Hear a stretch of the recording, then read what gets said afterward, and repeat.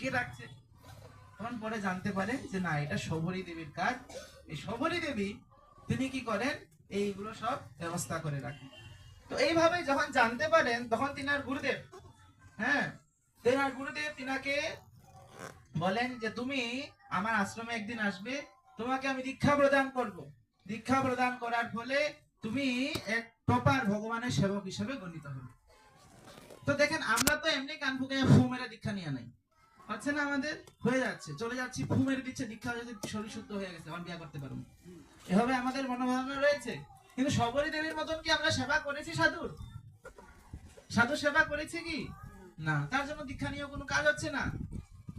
তো সাধু সেবা হচ্ছে পরম ধন।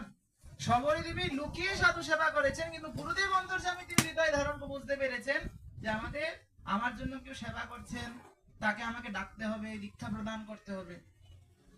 তো সাধু সেবা এটা হচ্ছে পরম সিদ্ধি, প্রেমলতিকার মূল। ভক্তিবিনোদ ঠাকুর বলছেন, ভকত সেবা পরম সিদ্ধি প্রেমলতিকার মূল। মানে শবরী দেবী তার গুরুদেবের সেবা করেছিলেন, সাধুদের সেবা করেছিলেন, লুকিয়ে দেখিয়ে নয়। আমরা হয়তো দেখিয়ে অনেক সেবা করি, কিন্তু তিনি লুকিয়ে সেবা করেছেন। যেহেতু লুকিয়ে সেবা করেছেন, তার জন্য সাধুরা কৃপা করেছে।